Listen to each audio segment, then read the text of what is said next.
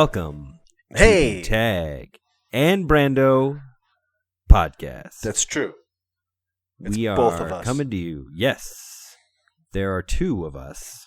If you cannot distinguish between our voices, good luck. The magic number is 2. Do not proceed till 3. 4 is right out. Right down. 5, 3. But yes, there's the two of us, the duo. It's Truo. Bonus points if you tweet us back with that reference. That's true. Because that a lot of people ask, this is not the question of the day, but what is your go-to karaoke song? That's your go-to.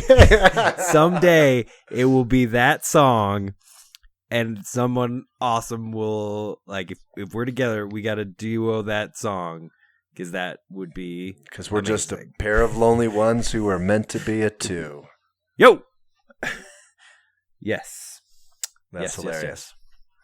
Yes. But yeah. Tag, how you doing? Dude, man, I'm doing pretty good. How about yourself? I am doing well. Not gonna lie.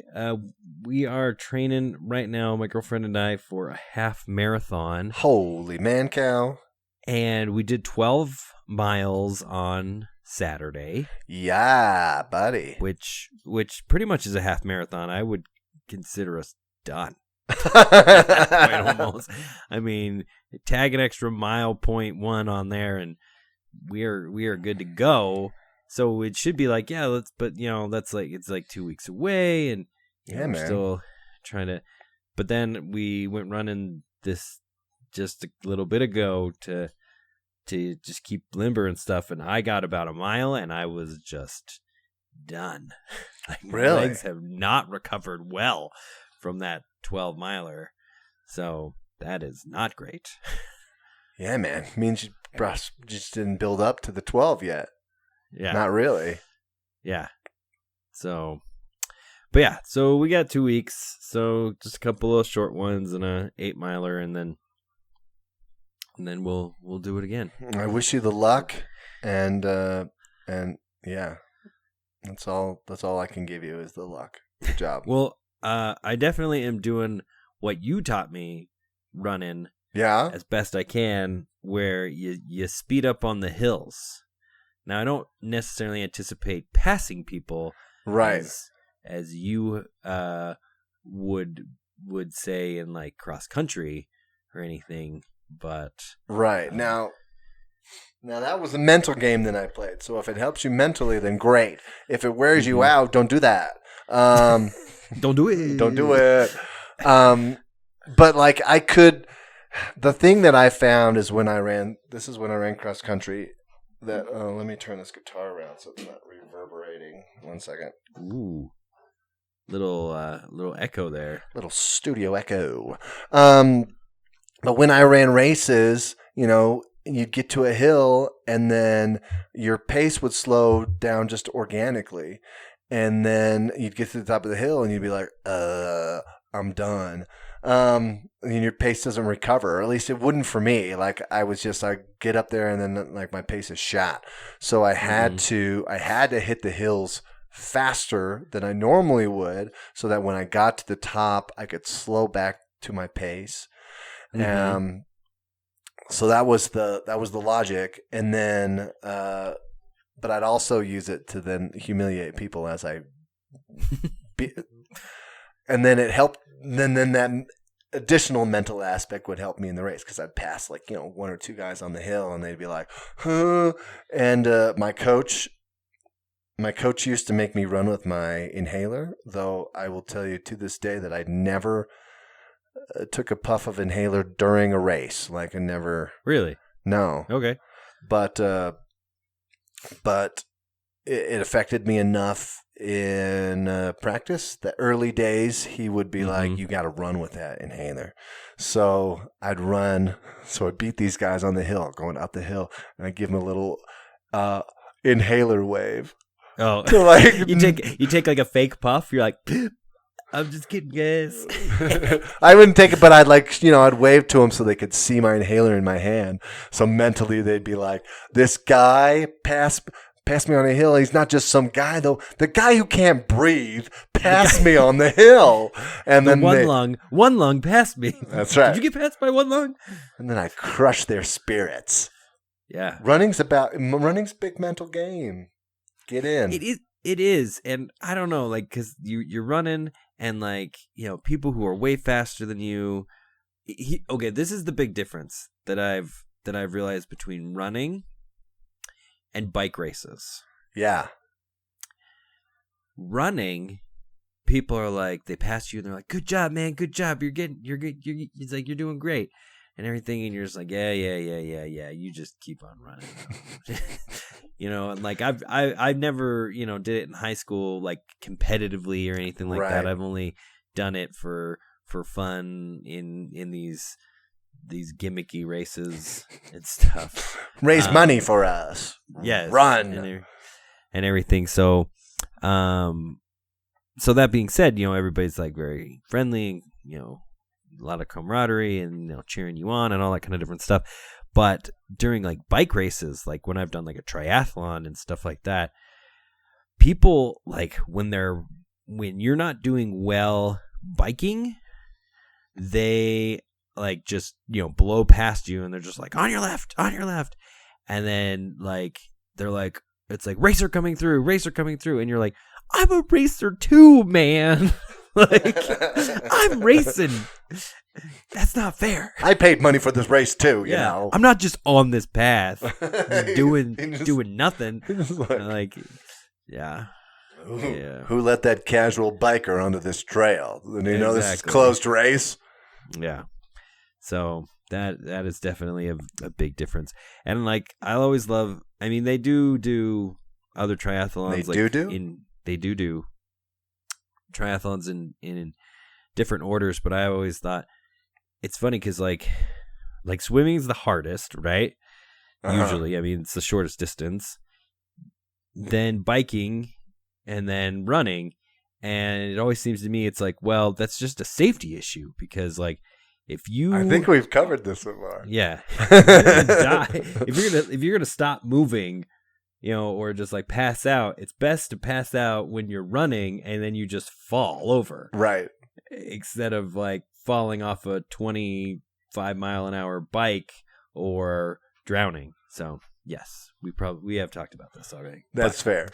Let's get to the real meat and then the potatoes and then the dessert. You know how we do it. Yeah. Of the question of the day. So my question for you today, yes, sir, and to all you listeners out there, is who is your favorite unsung hero? Somebody that in the annals of history is not as well regarded as they should be, given what we know about them or what they contributed to at the time. So what do you got? Well, man, who you have? Who I got? Well, you sent me this question, and I had to think about this a lot. So I actually did some research. And this is not my person. And so favorite, I don't think I could add that in front of mine necessarily. But this is unsung hero. Good one. But I was reading an article of like unsung heroes that some BuzzFeed or somebody was like, this is an unsung hero. Maria, who was the wife of Tsar and Alexander III. I thought this was funny. This is not my person, but I thought this was kind of cool. She saved a life by altering a death sentence once. Alexander was going through his list of suspected traitors and criminals, and as any good leader does, just as a czar does. Who needs to be exiled to Siberia? And so he had written next to this guy's name, "Pardon impossible, comma, to send to Siberia." Oh, wow. So no minced words there. No, he's like, you will die. There is no way that we can pardon you.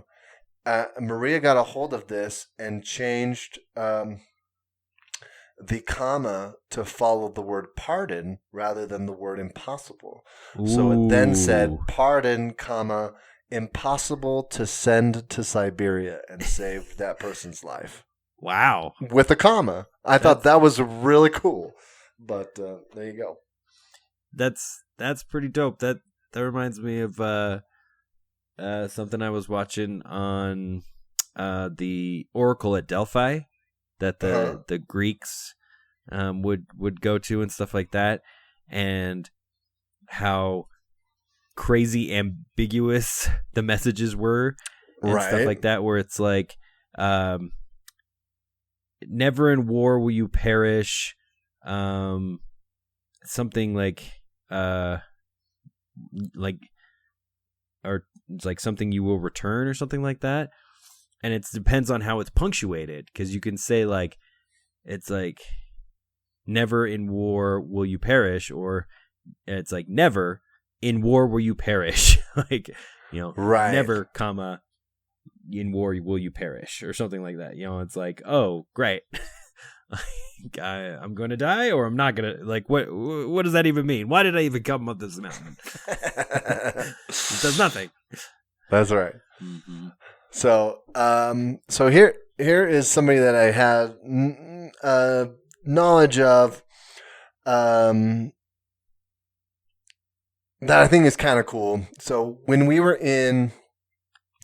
my wife and I lived in Korea, South Korea, for a year, and Korea, just like a lot of Eastern Asian countries, are still very traditional in their values and views. Cultural traditions still hold very strong sway, and how you are viewed by your community is still a very big deal. And how your family dynamic is viewed by the community as well. Like that's a big deal. Like honor is a thing, and you don't bring dishonor to your family. Right. And so in this modern day and age where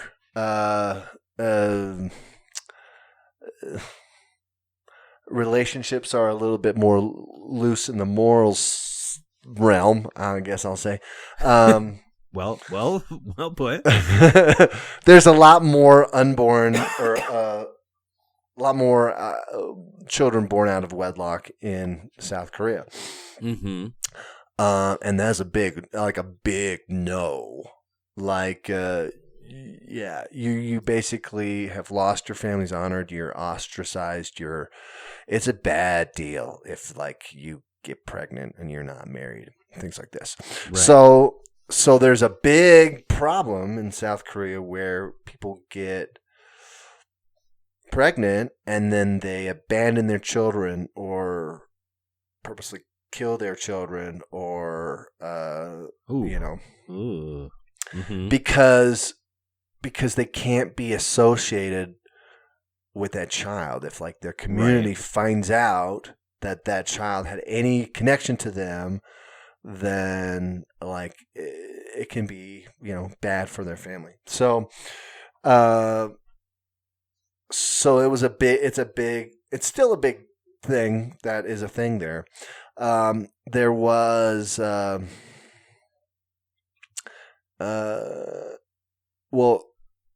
step back. There is a big Korean Christian movement where Korea, of course, is traditionally more of a Buddhist country. There's a big Christian population there now, and I don't know about your town, but you drive around my town and you might see a Korean Christian church. Right. I know where one is in my hometown. Anyway, there's this pastor. I'm going to try to say his name correctly. Lee Young Rock. Yes. I'm not pausing for you to confirm. Okay. I'm pausing for me to be like, oh, my Korean accent is bad. He is a pastor at some Christian church there, and he created, to try to help this situation, he has an orphanage that's associated with his church. And on his church, he built a drop box for babies. So if somebody was going to abandon their child and or kill their child, they had an alternative to get rid of the child and save the child's life versus just abandoning them to not survive on the streets or whatever. So he built this. Hopefully it's padded, but yes. No, it's a very comfortable box. It's heated. It's built into the wall. He's got motion detectors in there. So as soon as somebody puts a baby in there, the alarm goes off in his house, and he knows that somebody's there. So they're not there for very long. Right. And he'll go and collect them and take them to the orphanage and whatever. And so it's cool because in the community there, obviously it saves that child's life, but it also helps them to save face if that's what they're going to do. Obviously, I don't condone people abandoning their children. Like, that's not the purpose of this. Right, don't take care of your children. But in that situation where it's more likely to happen than not, which is the sad thing, right? Your family's not going to rally around you. Your community's not going to rally around you to help you to raise this child. They're going to ostracize you. So it gives them an option to have their children taken care of and maybe even adopted down the road versus, without their name being attached to it, where if they were to do the adoption route, that would still blow back on their family because their name is still attached to that child. So anyways, it's a cool it's kind of cool. And we kind of learned about this in Korea because we had some interest in adopting a Korean child, which is very hard for foreigners. But we did go and volunteer at one of the orphanages. Oh, that's cool. That had real new babies, like babies. And so you'd go and you would hold them and you'd change them and you would like play with them so they had stimulation. Right. In a room that had like 30 or 40 little baby beds, with all these children in it. So yeah, it's a thing, and yeah. So there you go. That's, not a lot of people Western probably know about it. Obviously, he's got some recognition in Korea and they did make a documentary about him, which I have not seen. So I'm interested in seeing that. But anyways, there you go. That is what I have brought to the table for this question. Well, yeah. I mean, it's very interesting that like you said, South Korea has that that issue where your family's not going to support you and all that kind of stuff. And it wasn't that long ago in American history that people were in that exact same situation, where it's right. Any unwed mother, and other parts of Europe and stuff like that, like that movie with Judy Dench, where she had to give up her son. Oh yeah, what is that? Philomena. Yeah. Yeah, I know exactly what you're talking about. Exactly. I mean, like that was 60, 70 years ago, basically. Yeah. That people would go away for a couple of months when they were visibly with child, and then they would give that child up for adoption or whatever needed to happen they felt, and then they would go back to their lives, and I don't know if you want to get into that, but you have heritage of that right in your family. Exactly. And so, good things can come out of certain situations, like this Right. this gentleman you're talking about, tries to make the best of a bad situation where people, like don't have to go to the most dire straits. Right. They can Right. they can know that their child's going to be taken care of in the best capacity that they wouldn't be able to provide. Because that's the other thing is, we forget a lot here in the U.S. that we think, oh well, anybody can really kind of make it on their own. Like we have these stories of people just like, their family doesn't support them, so they go out and they do and they make it Right. and stuff. Right. But there are places in the world where if your family doesn't support you, it's not monetarily, it's not emotionally, it is just socially, like no one else will. Like, right. You're not going to get a chance anywhere else. If you are turned away by your family, there's no one around the corner to take you in. And that's hard sometimes. So people kind of get judged pretty harshly, where it's just like, well, screw your parents or screw your family if they don't support you. It's like, well, you sometimes you can't think like that. It's right because everybody else is also going to say, well, if you're not part of that community, then you can't be part of our community. So, yeah. No, that's a good story, and I think that's awesome that you guys went and volunteered, and orphanages, babies. There's just a lot of people out there that, if I knew anything about the legal system and everything like that, that would be the one thing that I could see making a real difference is almost any two people can have a baby biologically, right. But to adopt a baby, you got to go through a lot. It's hard, man. A lot of steps. It's hard, and you get a lot of judgment and things like that, and if anything can make that process easier on the parents, easier on the child, cheaper, then it just would happen more often, and hopefully more people would take advantage of it. So, well, I mean, even in this country, it's so expensive to adopt. Mm-hmm. Not speaking. I mean, 30 years ago, it was cheaper to go out of the country to adopt than to adopt in the country. Yeah, exactly. It's not necessarily like that now. It's just expensive across the board. And some countries, it's even more expensive if a foreigner wants to come in and adopt a child there. Because most countries have doubled down on, we need to build up our own community. And so Korea's like this, that they're like, we're only going to adopt to Korean families that live in Korea unless, basically all inroads are covered and nobody wants to adopt this child. Right. And then we're going to charge you more, to do it. Right. So anyways,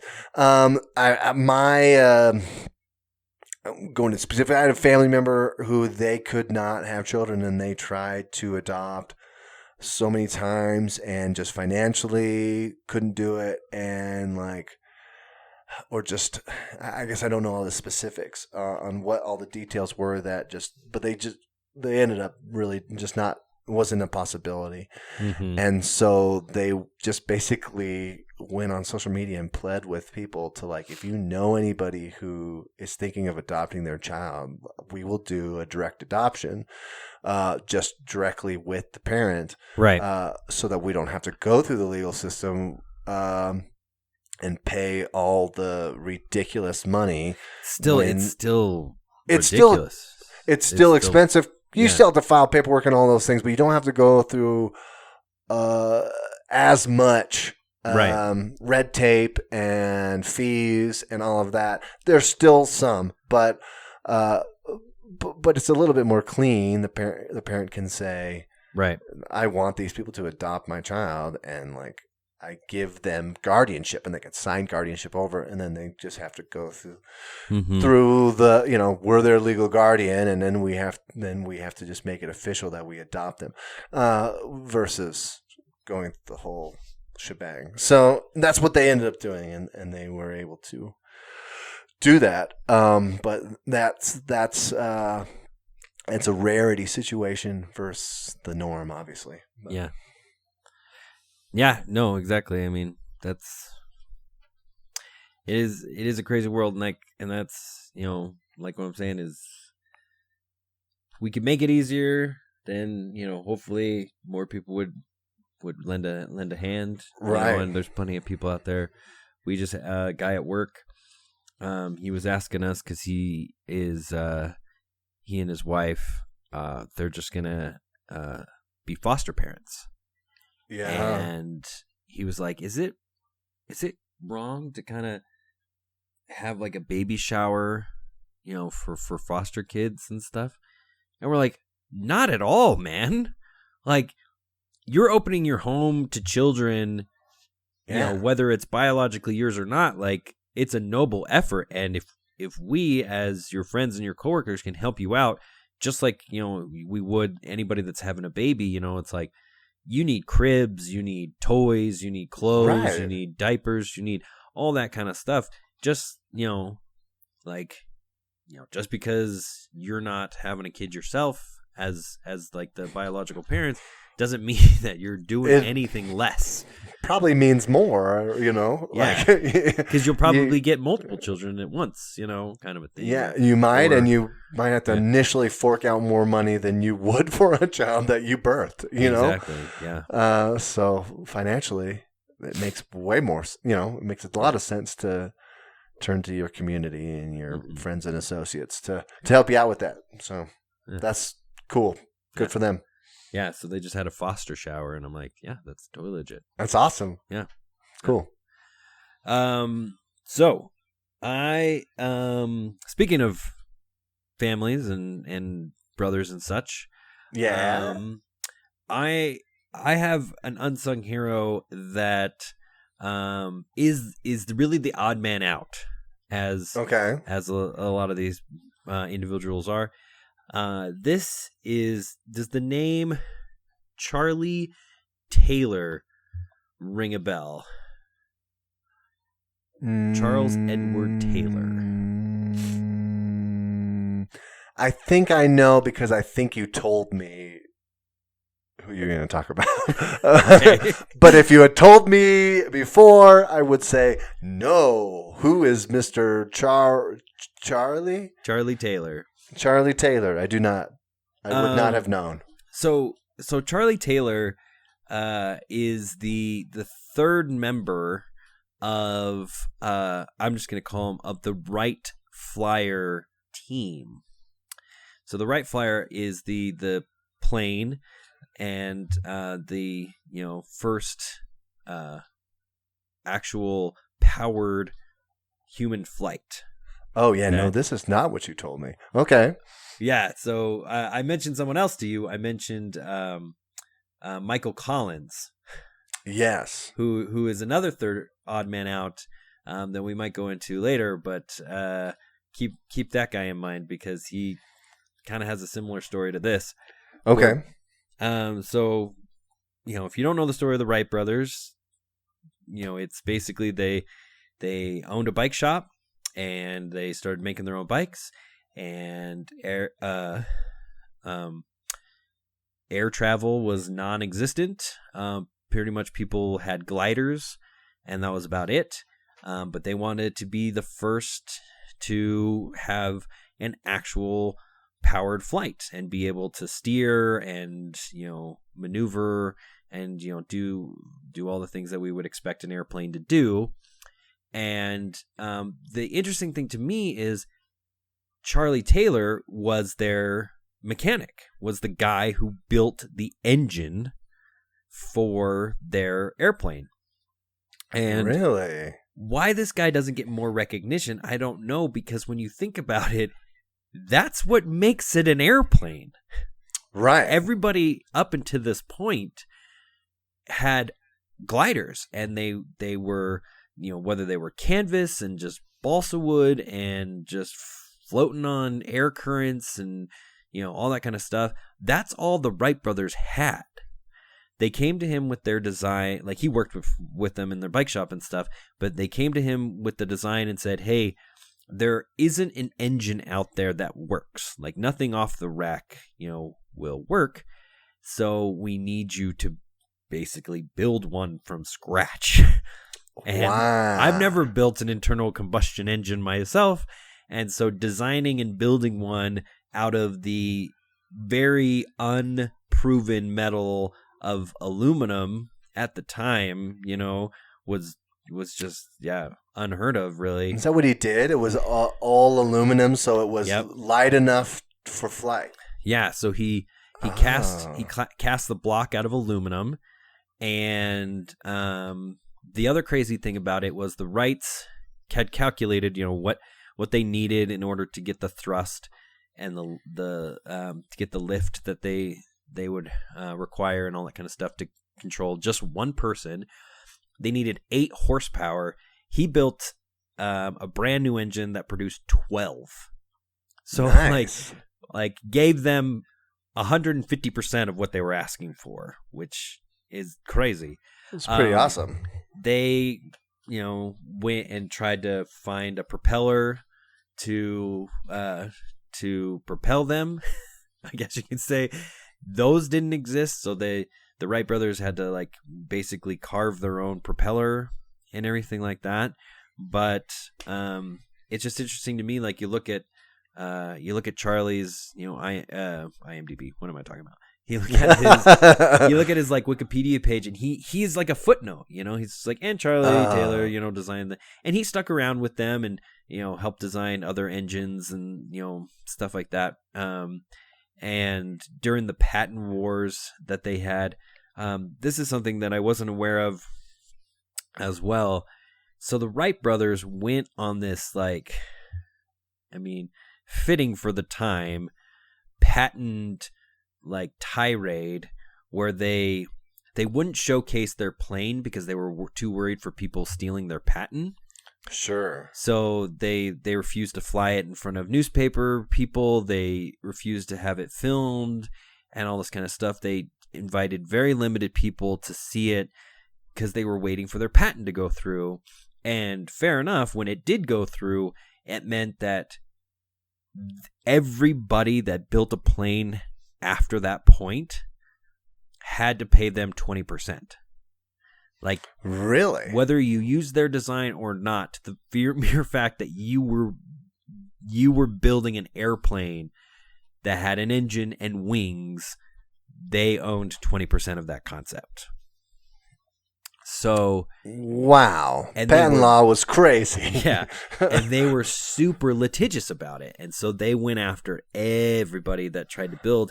And so when World War I rolled around, when America was put in the war there, we had nothing because the Wright brothers were too busy fighting legal battles to improve their planes. Nobody else felt it was worth it to build planes. So we basically had the same canvas balsa wood stuff that they were flying in 1902.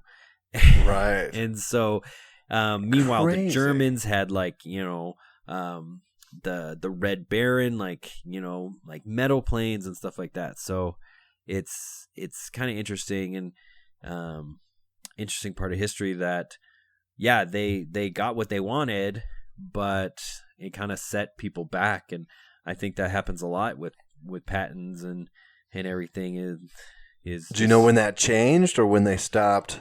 Yeah, so during World War II, or no, sorry, it was World War I. During World War I, they basically they settled the patent to where it was you get $1 or 1% or something like that. They suspended their patent or something like that just to get some innovation and to churn some product out and everything. And that's when the Wright brothers kind of got sidestepped by, I think it was Glenn Curtis, that he ended up innovating a completely different plane, and that really is what what took off.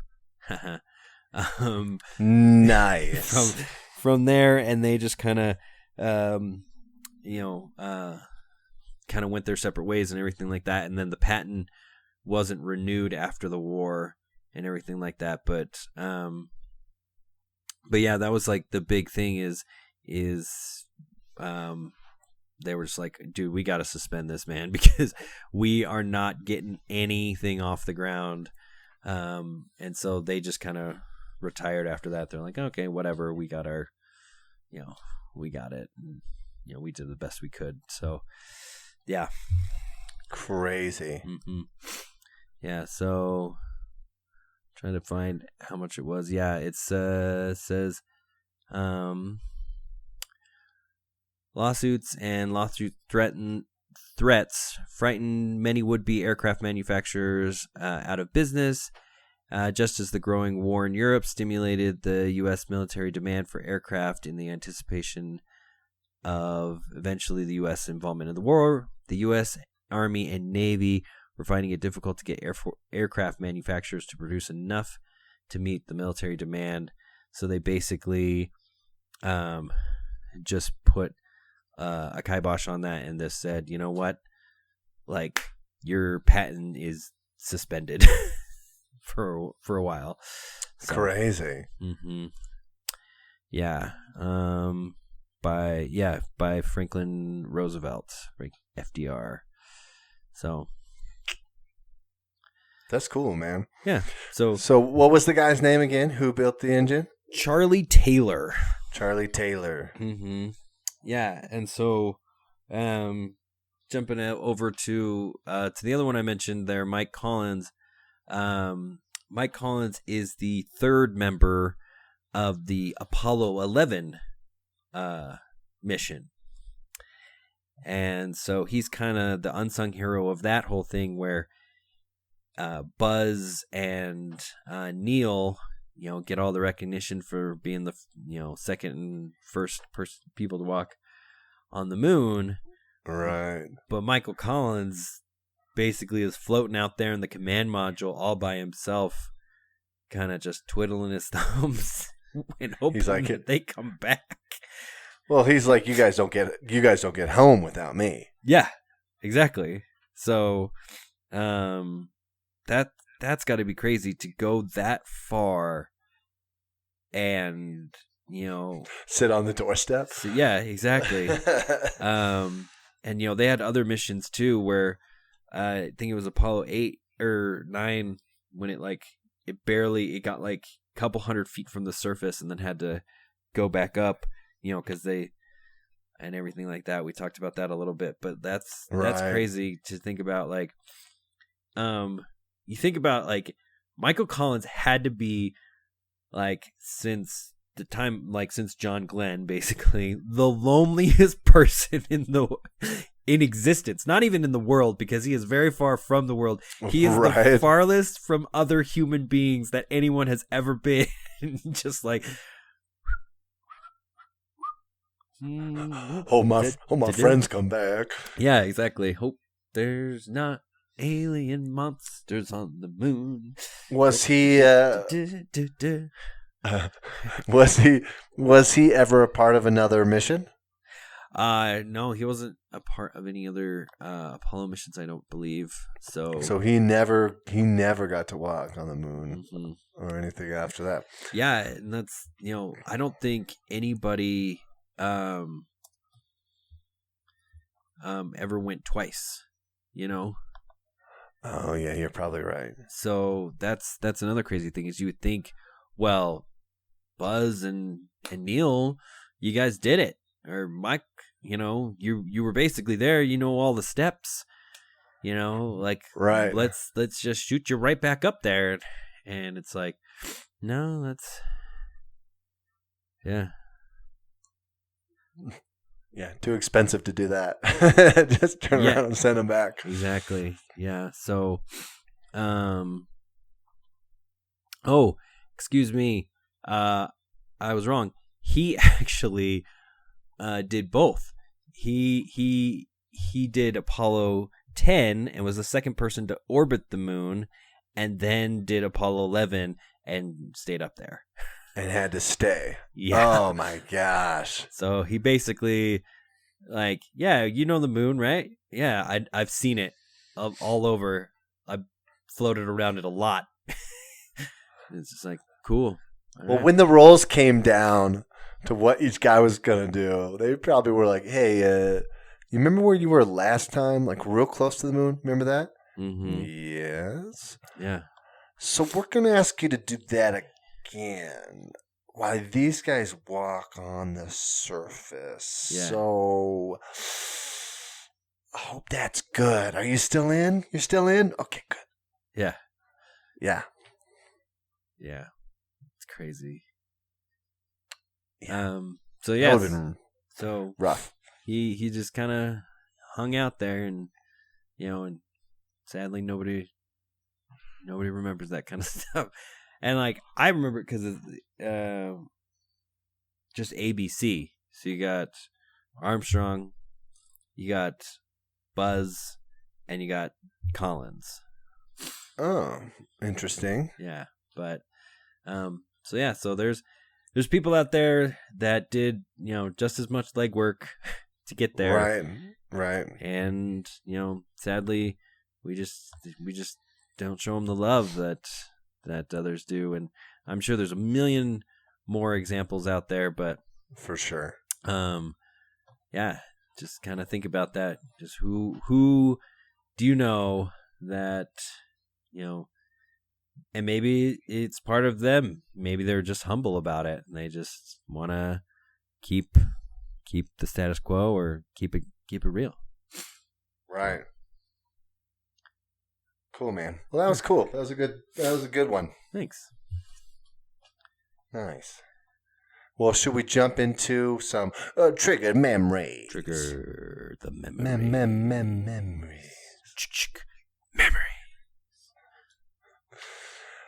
So I don't know what kind of answer you have for this. I have a pretty specific example that I remember, but I wondered if you could recall the first time you were left alone for an extended period of time, like days or weeks, or yeah, or even the first time. If you don't, you could even go into the first time maybe you, if you have lived by yourself or were on your own, blah blah blah. So, like, let me get a little clarification on here. When you're saying like alone, you mean like Kevin McAllister style. So like not home alone. We're not like, hey, mom and dad have left us kids, and we are eating junk food and jumping off the bed and all that kind of. Well, crazy. maybe you were, but your siblings weren't there. Siblings weren't there either. You were the man. You were the guy, all alone, taking care of the place.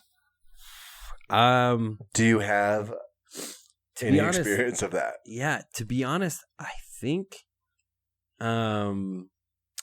it's not that we weren't really trusted to be alone, because we were home as a collective, the kids, like a lot. Yeah and everything. So I have to say it wasn't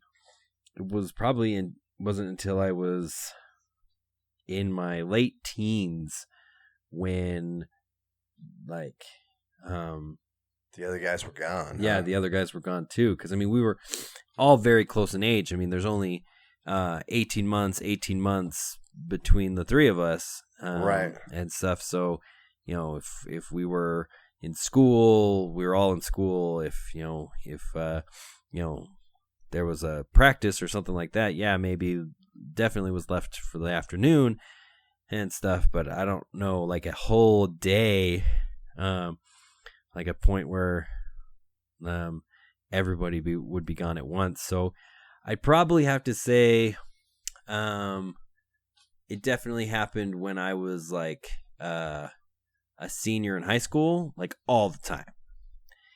Yeah. And the funny thing, for me as a kid growing up, just kind of random thought here, is like, since my mom worked nights and everything, like I didn't really have a curfew. I mean, there was nobody, checking me in or tucking me in or whatever kind of a thing, to report back to. But I was governed by my friends' curfews. So I had, just a couple of buddies, my same age, and they all had very specific curfews. And so then there was no one for me to hang out with. And I wasn't one to just go out and, cause trouble or do something, by myself. So I just would go home and hang out. So actually, let me say this. Probably the first time that I was, quote, home alone is when I was taking care of my friend Shimmy's house.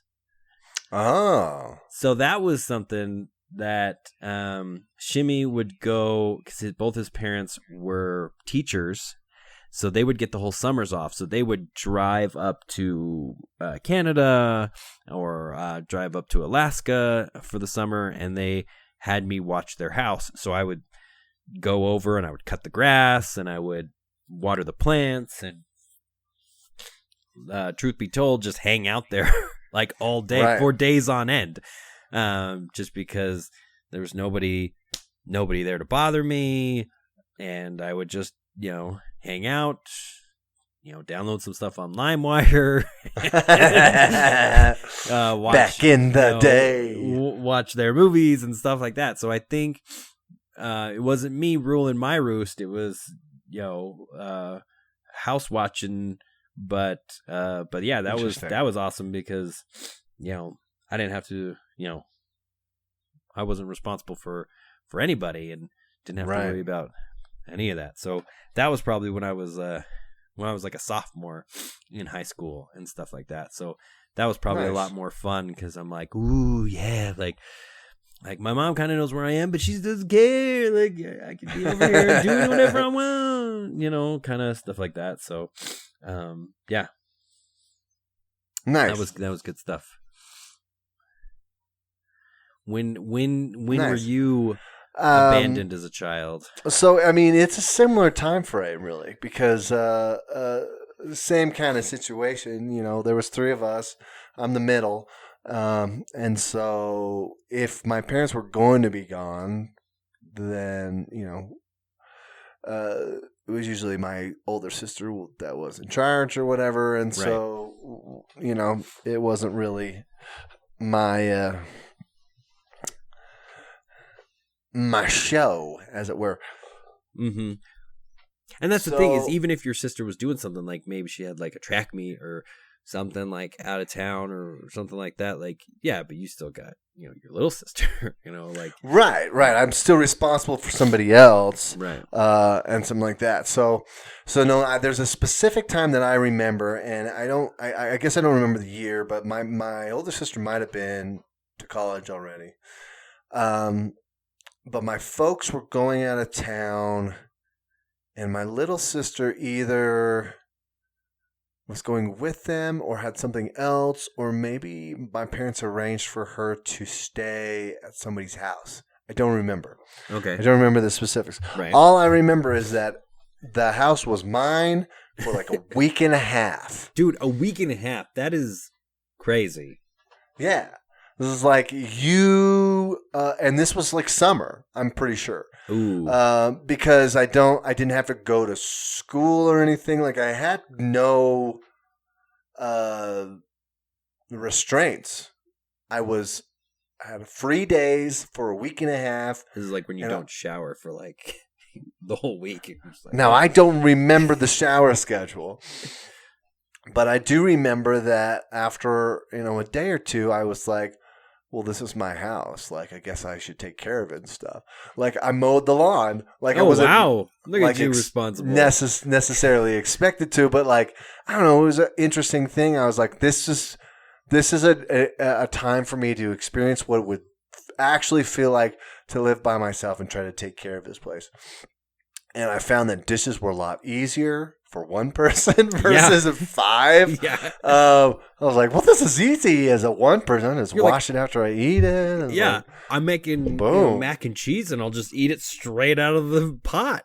Well, yeah, you could do that. I was like, I get some pizza rolls. I put that in a bowl. That bowl is clean 5 minutes after I'm done. Yeah.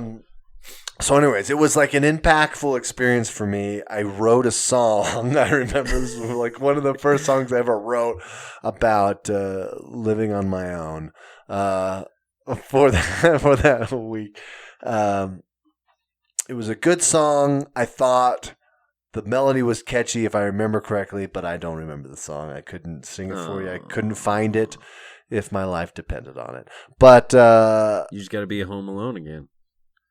Find that inspiration. I guess so. It's not the same now. I'm like, I actually have to pay for this place. And I really don't want to cut the lawn. Less motivation. Yeah. But it was cool. I don't remember everything that I did. But yeah, man, it was the first time where I was just like, I'm free to do whatever I want. Whatever I want is not extensive enough to to the point of like remodeling or anything. So it was like not a danger for me to be like, I can do whatever I want. Whatever I wanted was like, well, I can watch this movie as many times as I want. I eat pizza rolls every day if I can get the money to go buy them. Oh man, talking about that kind of stuff when my mom would like go on vacation and stuff, like go see her sister and everything, and she would just leave us money. That was right. We would just like when I first started working at Sam's Club, she left us like before it's like she'd leave us like $50 or something. She'd take us to the grocery store and we'd stock up the fridge, stock up the pantry, and then she'd go.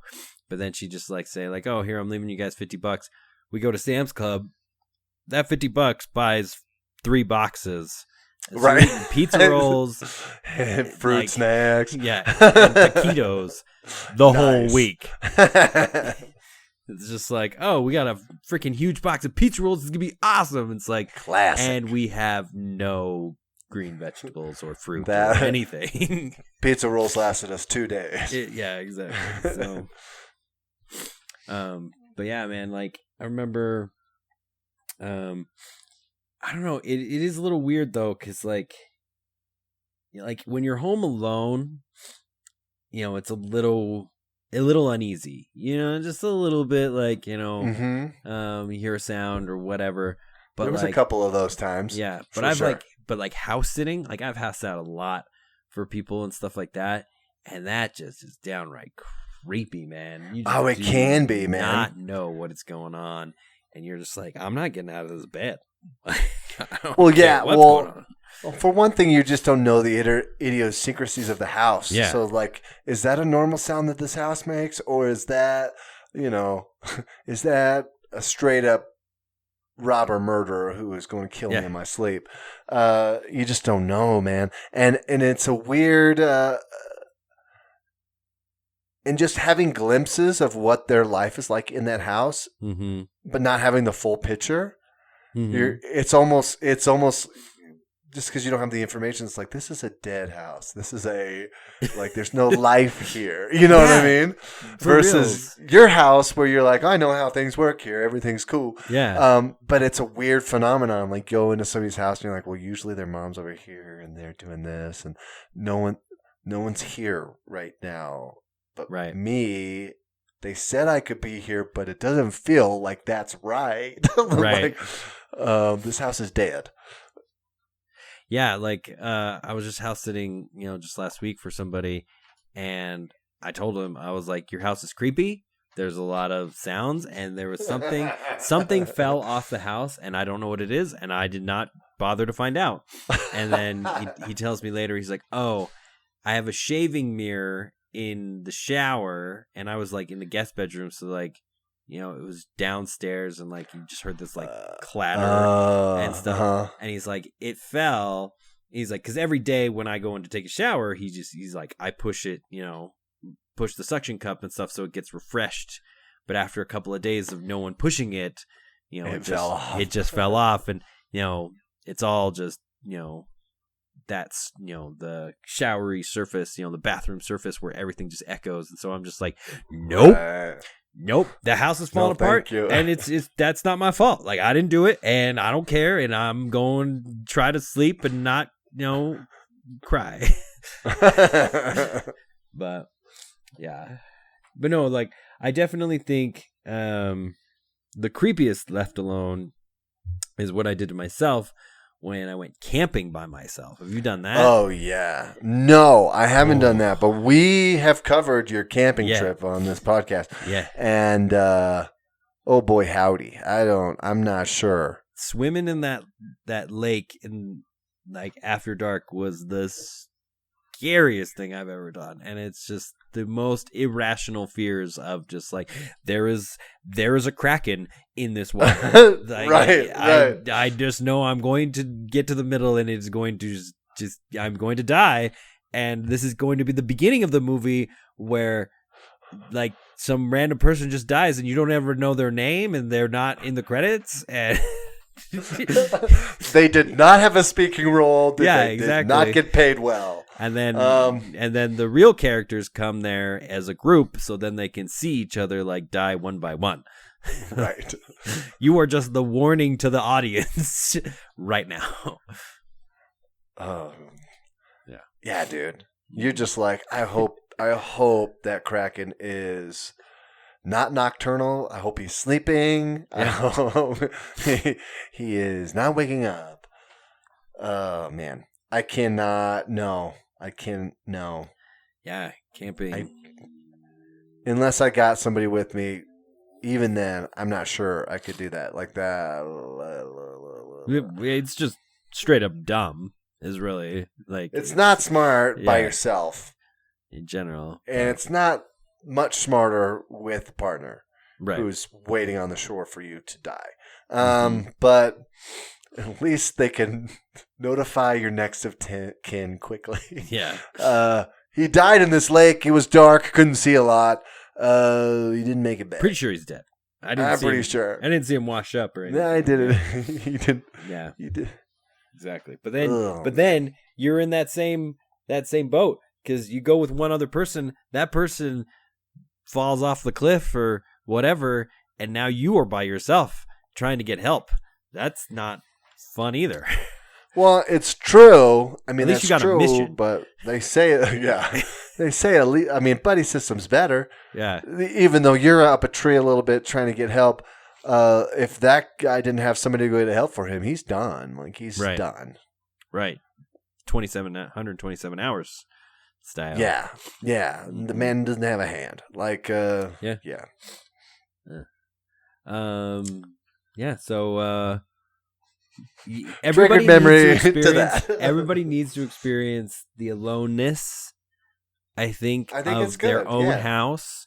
So they know their surroundings, they know to lock up, they know all that kind of different stuff. But don't do it out in the woods, man.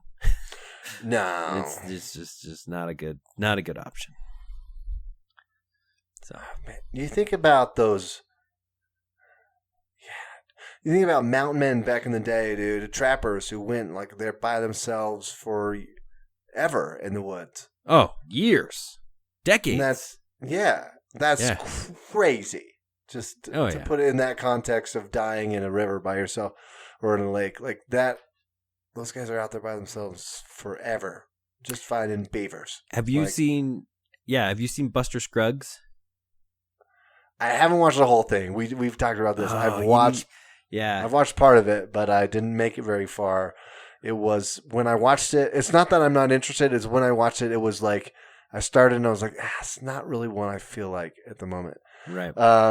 So I didn't finish it, and I haven't been back to it. But yeah, there is an amazing monologue from this trapper guy in the last segment, and he talks exactly about that, where he just like. He talks about coming into town to keep his hand in talk. He's like, he literally is just out there for years, just trapping, and he even make sure I'm eloquent still. Yeah, he finds like a Native American quote unquote wife, that he just kind of, they live together and whatever, and he's like. And it's interesting because he's like, I never learned her language. She never learned mine. And she would just yell at me in her language. And I'm just like, whatever, kind of a thing and everything. And so it is a fascinating kind of lifestyle when you think about it, that you could just go so long without talking to somebody.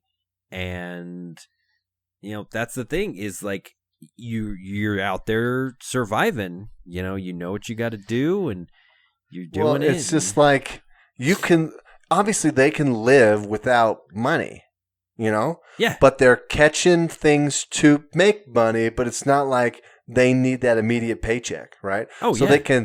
they can sit on those pelts until they don't have room to hold them, or their mule's not going to carry them into town, know, and then like, I guess I got to go in. And that could be forever, Mm-hmm. Because they must have just saved all their gold. Obviously, they bought the rare thing every now and then when they go into town, but every day-to-day life, they have it handled, which is crazy. And that's part of it is it's non-consumable goods. Right. I mean, they're killing their food on a regular basis, whether it's daily or weekly, or they're trapping it. All that kind of stuff. Right.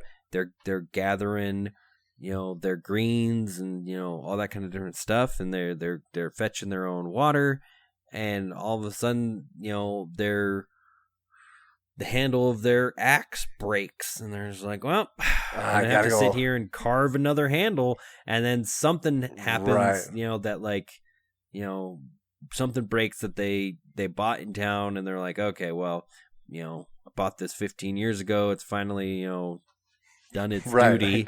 Gotta go get a new one. Exactly. And that's the thing is like, we think about it now as like, if your, toaster breaks, you just chuck it and get a new one. It's not even like, toaster repair was a thing. It was. Oh, yeah. Like, dude, you could get everything repaired back in the day because, hello, electronics are not that hard. Mm-hmm. In the scheme of things, everything that breaks, you could, to some rational degree, get it fixed. But that's just not the world we live in anymore. Like people don't care, and things are quote unquote cheap enough that they just go buy a new one. It's interesting. I would love to see people, or like kind of see like take a study, people playing Oregon Trail, like the original Oregon Trail. You can play it online, buddy. You can find it. Yeah, and have those people in different generations and different like walks of life and all that kind of stuff make that first choice where you pick your vocation, right? I remember specifically picking the banker because the banker had the most money. Right. So you can buy extra wheels, you can buy all the food you need, you can buy bullets, you can buy all this kind of stuff, and you're just like, bam, ba bam, ba bam, I am loaded up and ready to go. But you break your third wagon wheel along the road, and you are screwed. Because a banker can't do jack crap about a broken wagon wheel. He's got no skills. He can't fix it, right? So then I was like, nah, I'm being the carpenter. And yeah, the carpenter, like, doesn't start out with as much money. You don't get as good a supplies and everything like that. But they can basically fix stuff along the way. But your wagon's not dead. Like, if it gets thrashed, you can do some repair and make it last longer. Mm-hmm. And so... so smart. So that's kind of not been my like whole life philosophy, but I've kind of dabbled in this whole thing of like what are you gonna do if this breaks, or what if nobody's there to help you? Like you can't pay your way out of every situation. Right, and frugally, you shouldn't want to do that. Like, you Right. should have the alternatives in mind, or at least search them out to see if they're a possibility first before. Like, dude, my couch broke. Yeah. Oh, I remember this. You remember my couch broke? Yeah. My couch broke, and I was like, heck no, I'm not buying a new couch. I'm going to fix this dang couch. And it took me a couple tries. It took me a couple tries to get a good. Oh, and the guy at Home Depot cut my wood too long. Oh, yeah. Even though the mark of the right mark was on the wood, he ventured it. And cut it long. Anyways, that was a frustrating day. That was like the last thing I needed. I had everything I needed to put together. I went to put that piece in, and I was like, it's just longer than my couch. Like, this is not going to work. And I don't have all the tools. I can't just go chop saw in the garage. Like, I live in an apartment. I don't have room for that kind of stuff. So I don't have it. So, yeah. So it took me a bit. But I fixed it, and it's better than it's ever. Like, my construction is better than the actual couch original. Dude, 100%, man. Which is crazy. Yeah. It's like, come on, guys. Your couch is made. Cost me $15. Yeah, your couch is made to be like a certain quality, and you can easily just like beef that up. Like, I don't know how many times I fixed like my mom's kitchen table and like her chairs and stuff like that to the point where I was like, I am just redoing this from the get-go. Like, I am just like completely like drilling new holes, and I'm like, gluing and screwing and all this kind of stuff to make sure this does not happen again. And that's like a big difference between just being like, well, let me just throw this out. And it's like, oh, you bought the same crappy chairs. That means the same crappy problem is going to happen. Right. Well, your mom was not one to like learn how to do it, but she was like, I will know people who will do it for me. That's true. The first time I ever fixed stairs was at your house. Oh, man. And I thought we did a great job. They lasted for a long time. They did, but they did fall apart again. They did, but then we fixed them again. Yes. And they were better. But it was my first attempt, man. Yeah. That's pretty good. Mm-hmm. Anyways, so there you go. Yeah. How did we get on this? Home Alone. Yeah, Home Alone. Hey, man, if you're Home Alone, you got to learn the skills, man. You got to Kevin McAllister that up. He doesn't trust the police. For a reason I can't remember, he goes to talk to them and something, or I can't remember. It's not Christmas. I haven't watched that movie yet. Right. Anyway, should we get to our last thing real quick before we are completely the dessert over? Ooh, yeah, for the sweet tooth. Mm-hmm. All right, I got a thing. New it up. I got a couple things I want to talk. Not both. I will choose one, but I would like. Maybe on another podcast on the new or something to talk about the original Spider-Man, a trilogy. I just rewatched it. Oh, Sam Raimi. Recently. Yes, sir, Sam Raimi. All right. We'll put a pin in that. I know that you enjoy those movies, and I would like to talk about them. So, anyways, that's my sub new. We can save it for later. A little sizzle for the next new. Yeah, all right. If you like Spider-Man. But my real new is that my wife got shingles. What? My wife got shingles. Danielle got shingles. She got shingles. And I found out a lot of things about shingles, and shingles is weird. You'd think you would know something about shingles. You would think so, but really I knew shingles in name and kind of where it comes from. Herpes-esque. Herpes simplex something. No, it's not. It's not. Shingles is not herpes. Shingles is herpes. No. Okay. Chickenpox are herpes. Chickenpox are herpes? Yeah. Get out. Yeah. Okay. I learned a new thing about shingles. Okay. Anyway, continue. All right. Okay. So, okay. So shingles is weird. This is a weird thing. Okay. For those of you who think you have an idea about what shingles is, I think you're probably wrong, first off. Because I had it way wrong. But here's the thing. Everyone knows you get chicken pox, you're not supposed to be able to get chicken pox again, right? Right. Because you get the virus, you become immune to the virus, that whole thing. Yeah.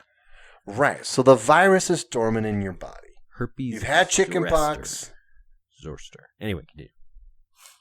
I don't know the scientific names, but the virus is in you. The virus is dormant. You have beaten it into submission. It's hanging out. You're quote unquote immune, but it's there. It's still there. It's not dead. It's inside you. So that's chickenpox. So our generation, everyone was like, get chickenpox early. You don't want to get adult chickenpox. It's hard on you when you're adult. So we got chickenpox early. Everyone got chickenpox when I was a kid. Everybody. Everybody's doing it. They say don't do that now. I don't know the specifics, but don't. Anyways, if you get chickenpox, great. If you don't, then don't. But the weird thing is that dormant virus can resurface and become active again. Mm-hmm. Even though you're quote-unquote immune to the thing. And if that happens, that is shingles. Okay. Okay? And the weird thing is doctors don't know why this happens. They don't know what causes it. I mean, I'm sure there are theories like stress and all these other factors that could incite it, but they don't really know why it happens.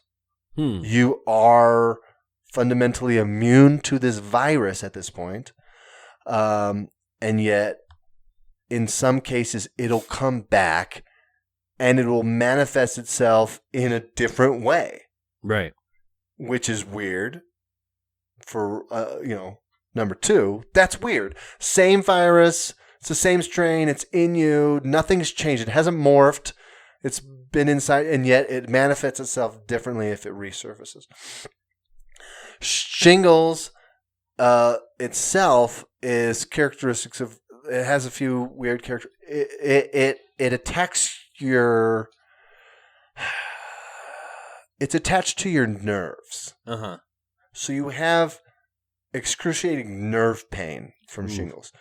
You have it rashes up, but not like chickenpox. It's not individual pox here and there. Mm-hmm. It's patches of rashes that can, but don't always, bloom into blisters. Surface rash. Yeah. Mm-hmm. But the rash itself only affects half of your body. Like a right side or a left side? Either the right or the left half. Really? Yeah. Huh. And it follows the nerve ring on that side of your body. Huh. So, obviously this is not visual, but my wife's rash was in the back, on her back, by her shoulder blade, and kind of went around the nerve ring under her arm and in front. Ooh. Yikes. And then went down her arm to about the elbow, not quite to the elbow. And now it wasn't full. It wasn't like a rash, the whole thing, but there was spots of these rashes that followed that path. Some were worse than others, and some are still there. Like, she's not completely good. How long has it been? It's been about a week. Okay. So she started getting some symptoms around Wednesday or Thursday, maybe last week. And it came full force Sunday. She started rashing out a little bit on Saturday, and she called the doctor, and they were like, "Yeah, you probably have shingles. Go to the ER." Yikes. And so she went and got some antiviral medicine, which are these ginormous pills, which is all you can do. You can take that and you can take some ibuprofen for the nerve pain.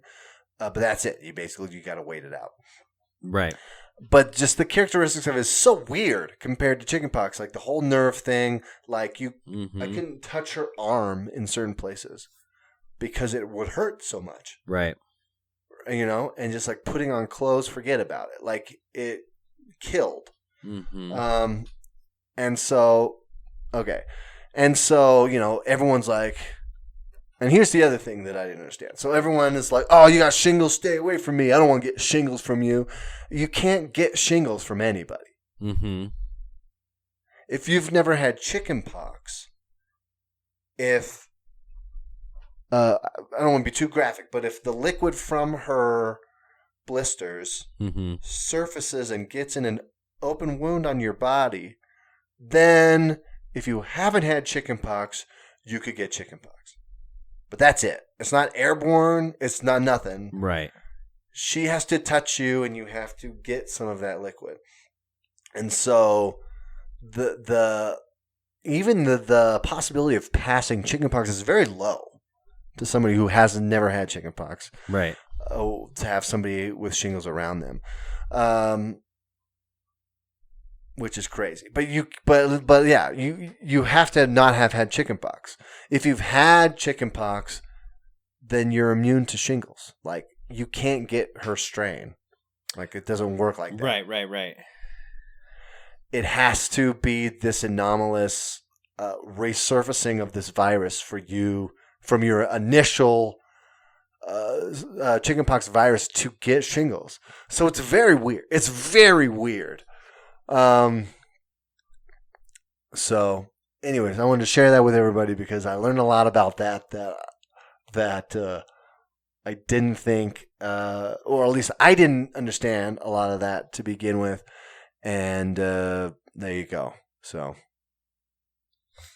dang, no, that's super interesting. It's a weird thing. Yeah. Do you want to associate yourself in another way with shingles? Yeah, that's fine. My first band ever was called Tom's Got Shingles. And it was because my friend Tom, who was in the band at the time, didn't show up to practice one day, and because he had shingles. Yeah. And we said, "Where's Tom?" And somebody said, "Oh, Tom's got shingles." And I said, "Aha!" I don't know if it was my suggestion. I actually don't remember. But I was like, "That is a band name," and thus it was. Tom's got shingles. Tom's got shingles, and we were okay. I think the name was great, and most people who knew us remember the name, and that's all I can say about that. That's the best part, because Tom wasn't in the band for very long. No, after that point, I mean, he was in for a good stint before that. I don't think he was ever in the band once the name was that. Right. That's what I mean. So it's just like, oh, Tom's got shingles. Who's Tom? Yeah, he's no longer with us. Yeah. He's fine. He's just no longer with us. Right. Yeah. Huh. He was the whole reason I got in that band. There you go. And then shingles just took him right out. Man, poor kid. He's fine. I love how your dad still wears that shirt every once in a while. Heck yeah, man. It's the best. Yep. Gotta represent. All right. You ready for something just as bumpy for my new? Great. Yeah. This would have been a great segue. Going whichever way, because yep. So we went on our 12-mile run as you heard. Yes, sir. And as we were in our, I can't remember, probably the 8th mile or something like that. I ran by this house, and I saw this like weird fruit on the ground. And so when you're doing an unsupported long run, your choices are either to A, do an out and back or some kind of loop situation where you Right. end up where you started. But for us, we wanted to kind of do the route of the actual race. So we parked one car at the end of the 12 miles and drove, basically 12 miles up the canyon to park at the top, and just started there. So Nice. As I passed this, on mile 8 or something like that, we were driving back, and I'm like, oh, we got to grab some of this weird fruit, because I got to know what this fruit's all about. Just from this random person's house? This is random person's house. Yep. Okay. So there were a couple of these things just laying around in their yard and stuff. And I'm not one for, jacking people's fruit all the time, but this is not like, oh man, this guy's just got like an orange tree, or this guy's apples are ripe or whatever. This is a weird fruit. I need to know what's going on. So the best way to describe this is so imagine an orange, but like a big orange, right? Almost grapefruit Almost size. a grapefruit. Okay. Like right smaller than a grapefruit, like a big orange. Uh-huh. But it's this like yellowy green, and it's as if like instead of like how an orange has like all those little dimples, imagine those are like bumps. So like it's this very bumpy, like almost like kind of pock-like looking weird yellow fruit. Okay. And so I'm like, it looks like maybe like a yuzu, or something like that. So I'm like, I want to like, there was like 4 or 5 of them on the ground. They had obviously just fallen there. So I'm just like, we're just going to grab one. And so I had Stephanie run out and grab it, and she was very bewildered as to why I was just like, just go grab it, just do it, just do it, go. Get in the car, get in the car. Yeah. So anyway, so we take this and like we take it home and everything, and like I really kind of wanted to, like, before I looked it up, I really kind of want to just like cut it open and just kind of like discover what I think, because it's like, I'm like, this has got to be like a citrus, like, something like that. It's kind of got this like weird sticky quality to the outside and stuff. So like even when I washed it, to get like some of the dirt and stuff off of it, like it still like just has this like kind of sticky outer coating and everything. So then I just take it and I just get a knife of a decent size, and I just slice the thing straight in half. And weirdly enough, like it doesn't have like a rind to it, so it's not like an orange or a grapefruit or even like an apple or anything specifically. It like goes like straight down to the middle, and all the bumps, like you can basically follow like more or less like a seam into the very middle of the fruit. Okay. And then this like white, like milky substance just kind of makes like, just kind of oozes out of the middle, essentially.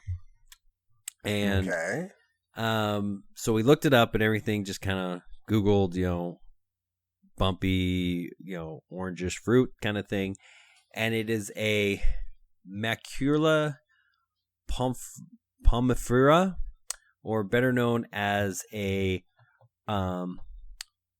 Osage orange, or a hedge apple, or a monkey ball. What? So you might have to look this up. Like if you look up OSAGE space orange. Yeah. So you see like the bumps and stuff, and we'll post this on Instagram and stuff. The interesting thing to me about this kind of thing is just in this, if you're looking it up on Wikipedia specifically, you'll kind of read the description that I talked about, where it's basically spherical. It's bumpy. It's and reddish green. It's got like this weird white latex in the middle and everything like that. But it is related to multiple fruit, is what it's called, multiple fruit family, like mulberries and stuff. Okay. Which is kind of like, if you look at multiple fruit, it's like a pineapple. And so I don't know if you've seen like the thing recently where if you take like a ripe pineapple, you can basically cut it in half and then you can peel the sections down to like the core. Have you seen that? I have not. So like all the different like little like triangle, trapezoid, whatever kind of shapes of the outside of the pineapple. You can, if the pineapple's really ripe, you can essentially just like cut it in half, like just like if it was standing on the bottom, you would just cut it like laterally, so you would just cut it in the middle, so you got a top half and a bottom half. Okay. And you can basically just grab the edge, like where the little barbs are, the pokey parts, and you can peel it all the way to that core and stuff. And so you can kind of just, and so this is kind of like that. You can literally cut this thing in half, grab one of the bumps towards the, at the edge of the cut, and just peel it all the way to the middle. Crazy. Yeah. So it's super weird. But the other really interesting thing, just to kind of wrap this up, is the fruit is not typicily eaten by humans and rarely foraged by animals, giving it the distinction of anachronistic or a ghost of evolution. Because why is it here? Yeah, you think of this thing, the size of a small grapefruit. The plant is putting so much energy into this thing that nothing's going to eat. And nothing's going to carry the seeds off to do anything. So it's either like it evolved and whatever was eating it died off or something, but it's just this weird kind of like, why would the plant put so much work into this fruit that no animal kind of subsists on? Interesting. Yeah, so I just followed a link to Amazon. You can buy seeds for these trees, the Osage orange trees. Right. And it says the trees are deer resistant. Yeah. And that the wood can be used to make fence posts and rustic furniture. Squirrels ate the seeds. Oh, okay. After the fruit's dried out, I would assume. But that's all it says about consumption. Like, yeah. So it's weird that squirrels would eat the seeds, which is, again, something that the tree would not want, versus the fruit. Right. So, yeah, if you look at like a sliced picture of it, you can kind of see it. Yeah, it looks almost pineapple-ish. Yeah, how you can kind of peel it into that middle. Yeah. Cut. Mm-hmm. But like an apple, that's a pineapple. Yeah.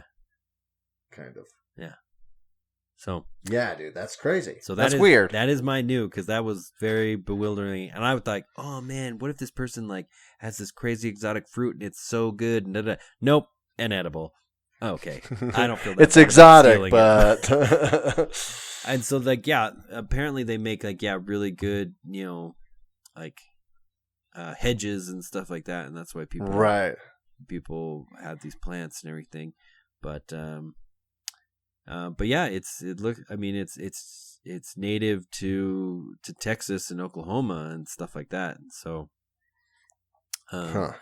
maybe we came along and killed off whatever found this delicious, but that is the story. Crazy, man. Yeah. That's cool. So. We learned some things today. Yep. So go get yourself some monkey ball fruit, even though monkeys don't eat it. Yeah. Maybe they just throw it. Yeah. But yeah, it's just so bumpy. It's so weird looking. Yeah, dude. It does look. Yeah, it's weird. The pictures that they had of it were strange. Strange fruit. So you understand why I had to just say, grab this fruit. Yeah. I can understand your you and fruit, I understand it already. So the compulsion was there. It had to be done. Yeah, exactly. So no other alternative. Yep. All right. Well. All right, man. Hope everybody learned something. And you guys got as much out of this podcast as we did. Because I got Thanks for hanging with us. This was a long one. Yeah. So we appreciate it if you made it here to the end. Mm-hmm. Yeah, and so check us out on the Twitter.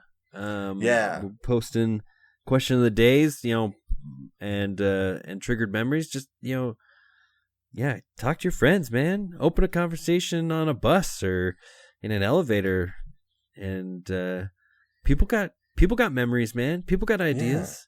Yeah. See if they know what an Osage orange is. Yeah, and find out what your new is, and follow us on Instagram.